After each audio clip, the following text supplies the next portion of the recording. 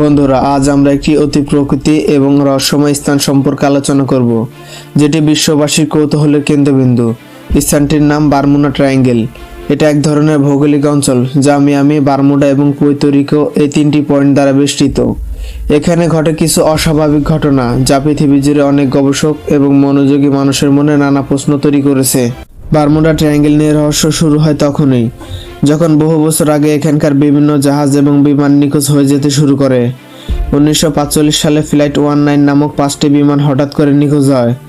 এরপর থেকে অনেক মানুষ এই এলাকার অস্বাভাবিকতা নিয়ে আলোচনায় আসে। এরপরও আরও অনেক ঘটনা ঘটে যেখানে অসংখ্য জাহাজ এবং বিমান হারিয়ে যায়, তবে তাদের কোনো নিদর্শন পাওয়া যায়নি। এটিকে এক ধরনের প্রাকৃতিক দুর্ঘটনা নাকি এর পেছনে কোনো অদ্ভুত ব্যাখ্যা রয়েছে? কিছু বিজ্ঞানী মনে করেন এখানে ম্যাগনেটিক অ্যানোমালি বা চুম্বকীয় বিপর্যয় ঘটতে পারে, যার কারণে নেভিগেশনাল সিস্টেম বিভ্রান্ত হয়। আবার কিছু গবেষক একে বিভিন্ন প্রাকৃতিক দুর্যোগ, যেমন ভয়াবহ তুফান, অগ্নুৎপাত বা গভীর সমুদ্রের পানি অস্বাভাবিক প্রবাহের সাথে যুক্ত করেন। তবে কিছু এক্সপ্লেনার এই অঞ্চলটিকে একেবারে একটি অতি প্রাকৃতিক বা আধ্যাত্মিক রহস্য হিসাবে তুলে ধরেছেন।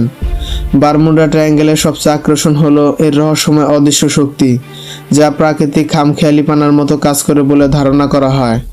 আর এর ফলস্বরূপ বিশ্বের অন্যতম ভয়ানক দুর্ঘটনাগুলি এই অঞ্চলে ঘটে থাকে।